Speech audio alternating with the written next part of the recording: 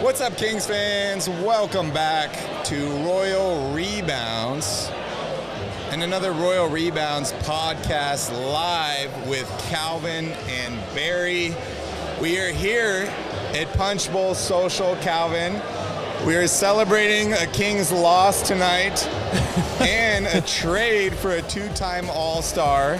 But welcome back to Royal Rebounds, the Sacramento Kings YouTube channel for fans, by fans. If you're a Kings fan, make sure you smash up that like button down below. And also, please hit that subscribe button if you would like to join the Royal family with Calvin and I. We will be right back with your Sacramento Kings Nightcap.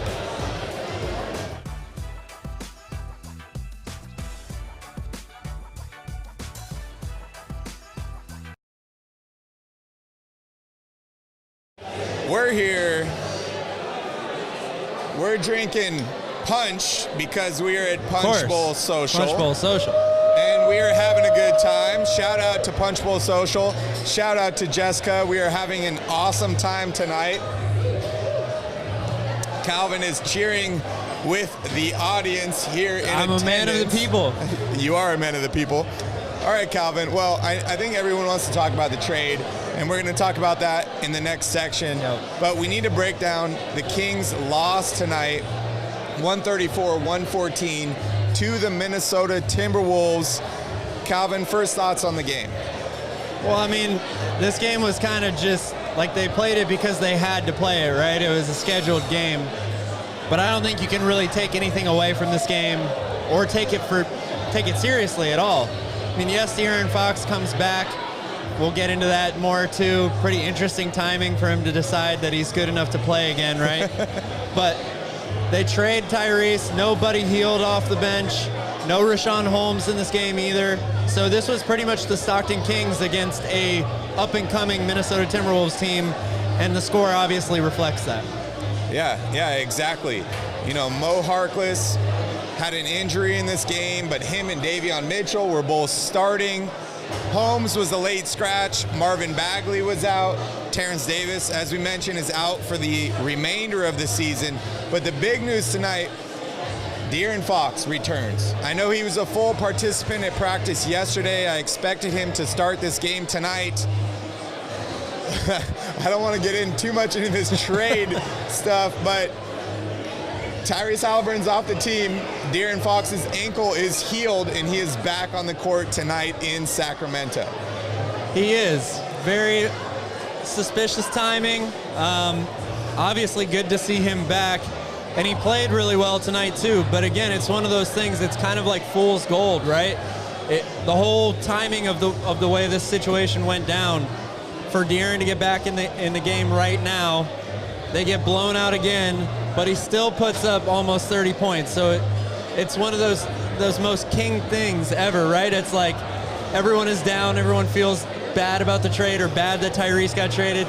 But Fox is back and he scored almost 30 points, so we're on the up and up, right? We got Sabonis coming in pretty soon. Lose by 20. Just one of those things, you have to keep your eye on the big picture. And the big picture right now is that the Kings have a lot more work to do than just this one deal. Yeah, exactly. I want to give a couple of shout-outs tonight. I want to give a shout-out to Fred. Fred's right here in the middle of the crowd. I want to give a shout-out to Lane, to Cole. We got Skip back here. Everyone is here supporting the channel.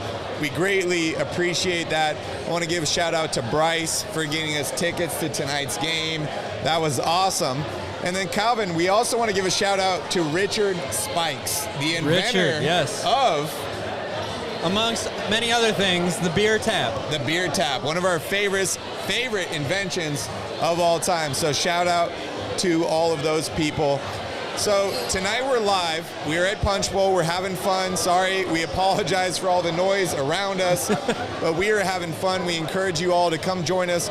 Come get a bowl of punch at Punchbowl Social, because we are having a blast here tonight. We almost brought everything from the studio, 3,000 miles. But hey, we have a limited selection tonight. We got Peja. He's showing his back again. Of course, because there is a loss. But we're not connecting computers tonight, so we're a little limited on technology. But Calvin, let's go over the box score. Yeah, well, if you didn't watch the game and you looked at the box score, you would think that the Kings actually played pretty well and had a chance to win this one. 29 for DeAaron Fox, 11 of 22 from the field, 7 rebounds, 6 assists. That's a good stat line, except for his minus 17 plus or minus rating. But other than that, everything looks great. Harrison Barnes, 21 points, 12 of 12 at the free throw line. That's huge. 4 of 7 from the field, 6 more rebounds. And then how about Jamias Ramsey, plays 26 minutes off the bench tonight. Again, they make this trade. They don't really have a lot of the same depth that they usually have, so it's not surprising to see some of these other guys get in.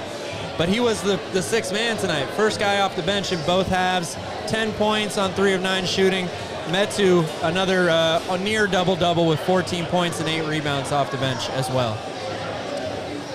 Yeah, incredible game for DeAaron Fox. He did not seem to be on a minutes restriction, which is kind of strange coming back from injury, right. But 35 minutes for him tonight. He led all scorers with 29 points.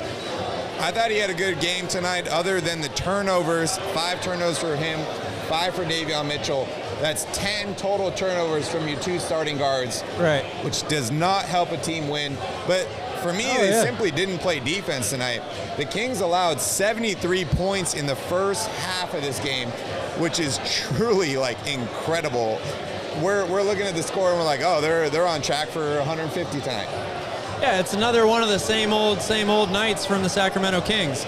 They allow a team to shoot 50% from beyond the arc, 48% from the field. They give up 134 points. They got killed on the boards tonight, especially on the offensive glass. 16 offensive rebounds for Minnesota. And as you mentioned, the turnovers, 19 total turnovers for Sacramento. Just more of the same stuff from this Kings team. I don't really know what the expectations were for this team coming into tonight's game anyway. You know, even without the trade, not a lot of people were anticipating a win here. Now you have this trade on top of it. And again, it's one of those things, it's like, even though you get DeAaron Fox back, how good can you really feel about the situation right now? We just need to see Sabonis on the floor and see if this changes this team at all moving forward. Definitely. We saw Damian Jones start tonight. 29 minutes for him. I know, Calvin, you're a big fan of Damian Jones. I am as well. I like what I've seen out of this kid. I think he's great offensively. I'd like to see him rebound a little bit more. But what did you see out of Damian Jones tonight? I saw more of the same from him. Really good hustle. You know, he moves his feet really well. He has a really nice shot, a set shot for a guy that size from about 15 to 18 feet. He's able to knock that down pretty consistently. And that's something that Richaun Holmes doesn't give you. He has the push shot, which is great, but you can't give him the ball with a guy right on Richaun 15 feet to 18 feet from the basket and expect him to get a decent shot off over a defender. Damian Jones can do that. Very athletic. But again, more questions than we have answers to at this point, really. The whole front court rotation now, I don't know what the plan is, but the Kings have a lot of answers, or a lot of questions to answer. What happens with Marvin Bagley? Who's going to be the starting center going forward? Who do they pair alongside Sabonis? There's a lot of work left to be done. So that's why I say this game is kind of just like a throwaway game. There's not really much that you can learn from this one. Yeah, I agree 100%. As you mentioned, Richaun Holmes was a late scratch in this game. At this point, we have no idea what that exactly means.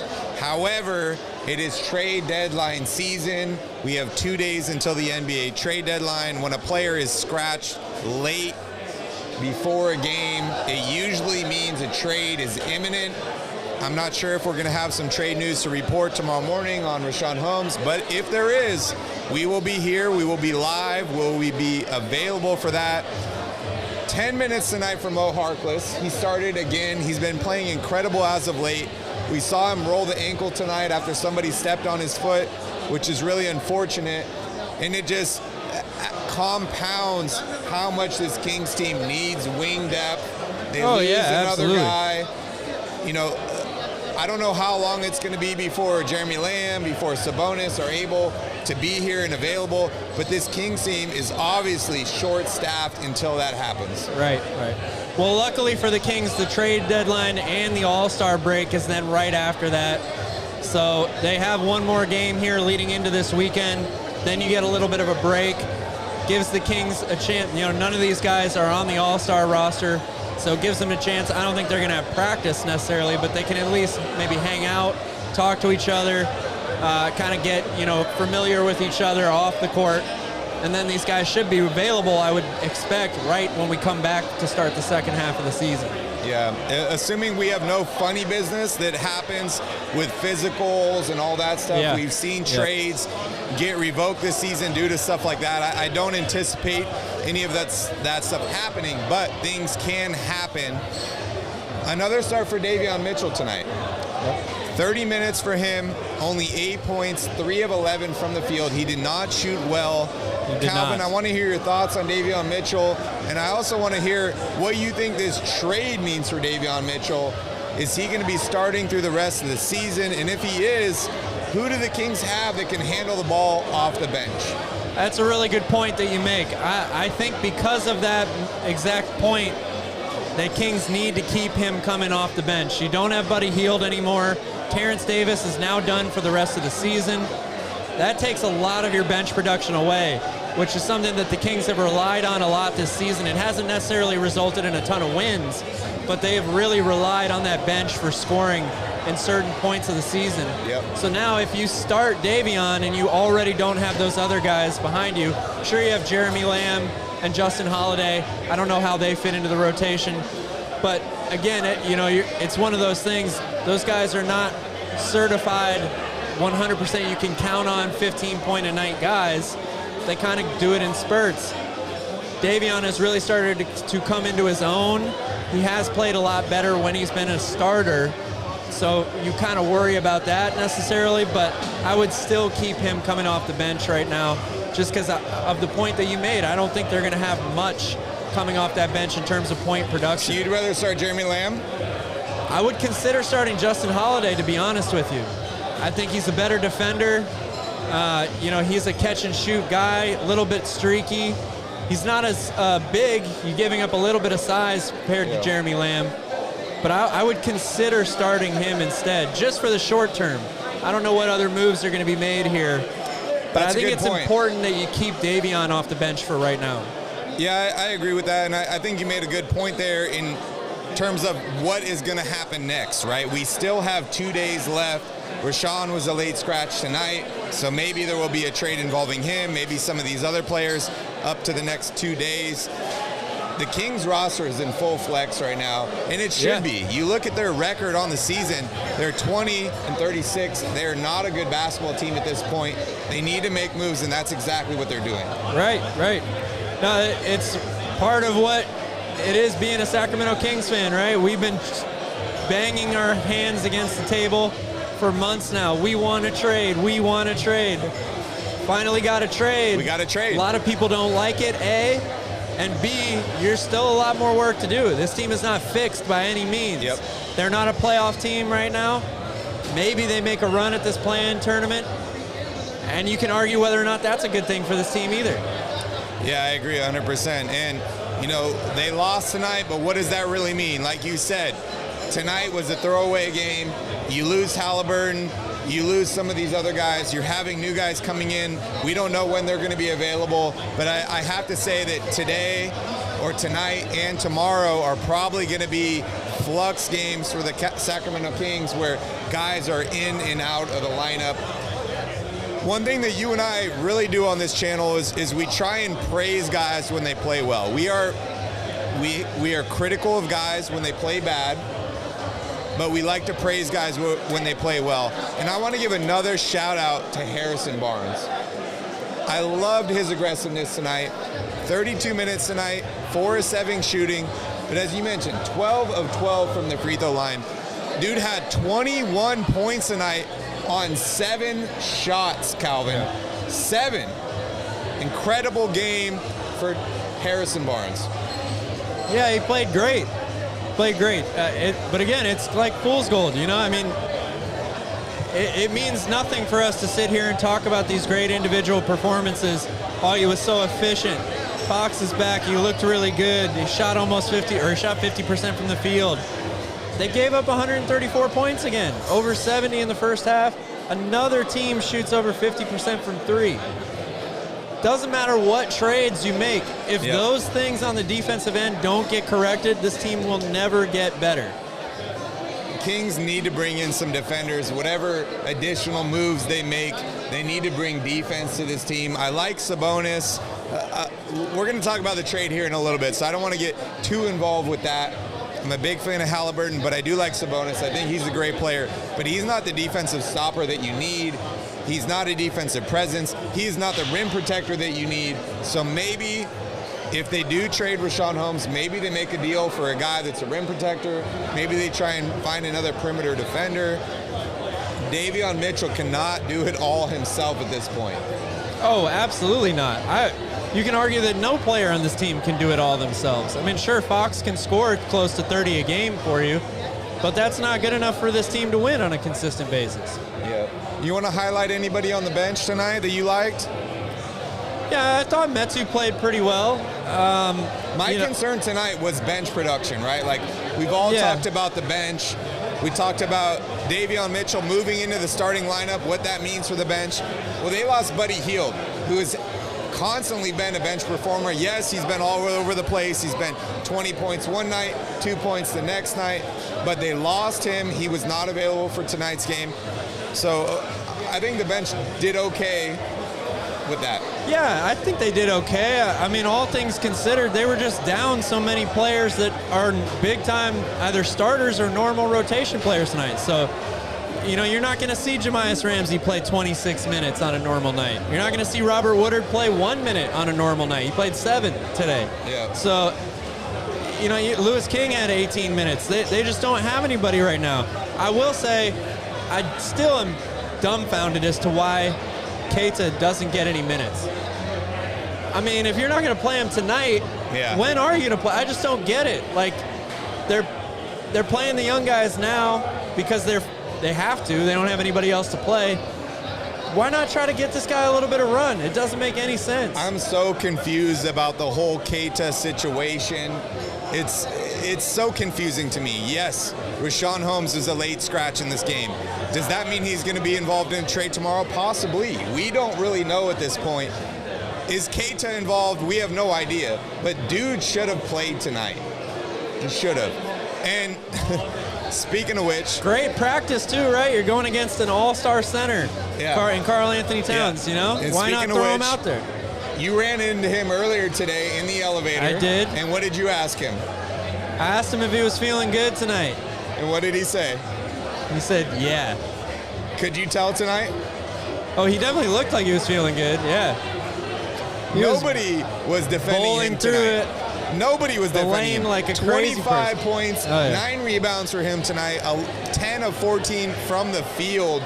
A very good game from Karl Anthony Towns. And it just seemed like every single time he tried to get to the bucket, there was no resistance at all. Yeah, he's really good at using his body. He's a huge guy, right?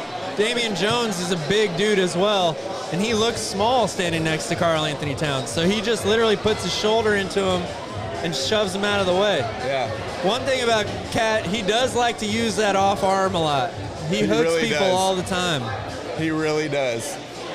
But hey, dude's an all-star. What are you gonna do? I guess you're an all-star for a reason. I guess you get the all-star calls. The Kings just acquired a 2-time all-star in Domantas Sabonis, and we're gonna talk about that next. We're gonna take a quick break here, and when we come back, we're gonna dive into our next section.